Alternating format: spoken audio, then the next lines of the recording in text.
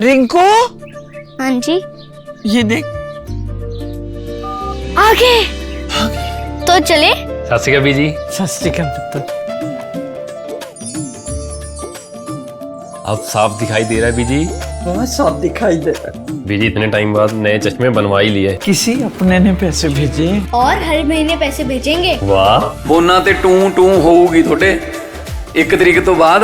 ਇਹ ਤੁਹਾਡੇ ਪੈਸੇ ਨੇ, ਇਹਦੇ ਨਾਲ ਕੋਈ ਅਮੀਰ ਨਹੀਂ ਹੋ ਜਾਣਾ ਤੁਸੀਂ। ਮਾਵਾਂ ਭੈਣਾਂ ਨੂੰ ਸਤਿਕਾਰ ਦੇ ਕੇ ਮੈਨੂੰ ਖੁਸ਼ੀ ਮਿਲਦੀ ਹੈ ਇਸ ਗੱਲ ਦੀ। मुख्यमंत्री माँ बेटी सत्कार योजना, आपका अपना भगवंत मान। आखिरकार सीजीआई सूर्यकांत ने मोदी सरकार को आखिरी अल्टीमेटम दे दिया। पहले तो सीजीआई ने छात्रों पर हुई लाठीचार्ज पर एक्शन लेने से साफ साफ इनकार कर दिया और कहा कि मेरे पास फालतू का टाइम नहीं है। लेकिन जब बात खुद पर आई तो सीजीआई सूर्यकांत जबरदस्त भड़क उठे और मोदी सरकार को धमकी देने पर उतर आए। चीफ जस्टिस ने सीधा अल्टीमेटम दे दिया कि अगर मेरी बातों को नहीं माना गया तो सरकार के खिलाफ एक्शन लूंगा और मुझे ऐसा करने से कोई रोक नहीं पाएगा। एक तरफ इधर चीफ जस्टिस ने मोदी सरकार को धमकी दी तो वहीं दूसरी तरफ मोदी सरकार घुटनों पर आ गई है। तो आखिर प्रधानमंत्री मोदी ने ऐसा क्या एक्शन लिया कि धर्मेंद्र प्रधान की भी दुगदुगी बढ़ गई है? क्या अब धर्मेंद्र प्रधान का बचना मुश्किल है? आपको बताएंगे, लेकिन उससे पहले सवाल है कि कल मोदी सरकार के सपोर्ट में बोलने वाले सीजीआई आज आखिर ऐसा क्या हुआ कि सरकार के खिलाफ एक्शन लेने की धमकी देने लगी? आपने देखा कि कैसे कल भरे कोर्ट रूम में न्याय की सबसे शीर्ष कुर्सी पर बैठे जस्टिस यानी कि चीफ जस्टिस ने सारी हदें पार कर दी थी। जब पुलिस की लाठियां खाने वाले युवाओं का मुद्दा एक वकील ने कोर्ट रूम में उनके सामने रखा तो सुनवाई करने की बजाय चीफ जस्टिस साहब ने अपने हाथ पीछे खींच लिए। कहने लगे कि मेरा टाइम खराब मत करो, मेरा समय बर्बाद मत करो। फिर जब वकील ने कहा कि जो छात्रों पर बर्बरता हुई है हुजूर, वो वीडियो एक बार देख लीजिए, तो उस पर कहते हैं कि आई हैव नो इंटरेस्ट, यानी देश के करोड़ों छात्रों का भविष्य बर्बाद हो रहा है और इनके पास सुनने के लिए टाइम नहीं है। इनके पास टाइम है देश के छात्रों को कॉकरोच बुलाने का, नौजवानों को बेरोजगारी की गाली देने का। इनके पास पूरा समय है आए दिन घूम घूम के किताबों का विमोचन करने का। इनके पास पूरा टाइम है बैडमिंटन खेलने का, विदेशों में जाने का इनके पास पूरा टाइम होता है। लेकिन भारत के युवाओं के लिए उनके साथ हुई बर्बरता को देखने, सुनने, समझने के लिए इनके पास टाइम नहीं है।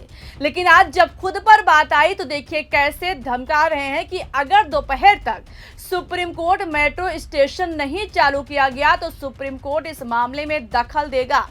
दरअसल दोस्तों, कॉकरोच जनता पार्टी के प्रोटेस्ट की वजह से डरकर सरकार ने दिल्ली के 16 मेट्रो स्टेशन को बंद कर दिया है, जिसमें सुप्रीम कोर्ट मेट्रो भी शामिल है। जाहिर सी बात है कि मेट्रो बंद होने से वकीलों और कोर्ट के कर्मचारियों को आने जाने में दिक्कत हो रही है। अब जब सुप्रीम कोर्ट बार एसोसिएशन के अध्यक्ष विकास सिंह ने सीजीआई के कानों में बात डाली, तब इस पर चीफ जस्टिस सूर्यकांत ने अल्टीमेटम दे दिया कि अगर दोपहर तक सुप्रीम कोर्ट मेट्रो स्टेशन नहीं खोले गए तो सुप्रीम कोर्ट मामले में दखल देगा। यानी जिन बच्चों का भविष्य बर्बाद हो रहा है, जो बच्चे सरकार की लाठियां खा रहे हैं, उस पर सुनवाई करने में चीफ जस्टिस को कोई इंटरेस्ट नहीं है। लेकिन जब बात अपने वकीलों और कर्मचारियों पर आ गई तो एक्शन लेने के लिए भरपूर समय है। फिलहाल सीजीआई की इस धमकी का असर सरकार पर होता हुआ दिखाई नहीं दे रहा है।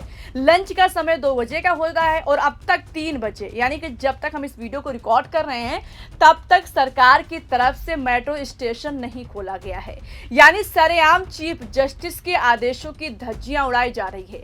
सीजीआई के अल्टीमेटम का असर सरकार पर कुछ नहीं पड़ा, ना ही सरकार ने अल्टीमेटम को सुना और ना ही मेट्रो का गेट खोला। फिलहाल अब इसके बाद चीफ जस्टिस कितना तगड़ा एक्शन लेते हैं और सरकार अपनी सफाई में क्या कहती है, ये देखने वाली बात होगी। लेकिन उधर इससे पहले मोदी सरकार छात्रों के आगे घुटनों पर आ गई है। खबर है कि जो छात्र 2 महीनों से सरकार के सामने गिड़गिड़ा रहे थे कि नीट पेपर लीक के आरोपियों को ऐसी सजा दी जाए कि जिससे उनकी 7 पीढ़ियां याद रखें, अपनी जान देने वाले बच्चों को इंसाफ दिया जाए। अब उनकी मांगों को सुनने के लिए मोदी सरकार को मजबूर होना पड़ा है। दरअसल प्रदर्शनकारियों पर लाठियां चलवाने के बाद भी जब छात्र झुके नहीं, सरकार की तानाशाही के सामने डटकर खड़े होकर अपनी आवाज बुलंद कर रहे हैं, तो पीएम मोदी ने पहली बार एक्शन लिया है। उन्होंने ऐलान किया कि छात्रों के भविष्य के साथ खिलवाड़ करने वालों को किसी भी कीमत पर बख्शा नहीं जाएगा। जैसे निर्भया कांड में फास्ट ट्रैक कोर्ट का गठन किया गया था, ठीक उसी तरह इस मामले में भी मोदी ने घोषणा की है कि फास्ट ट्रैक कोर्ट का गठन किया जाएगा, जो पेपर लीक के आरोपियों को ऐसी सजा देगा कि आगे किसी के अंदर ऐसा करने की जरूरत नहीं होगी।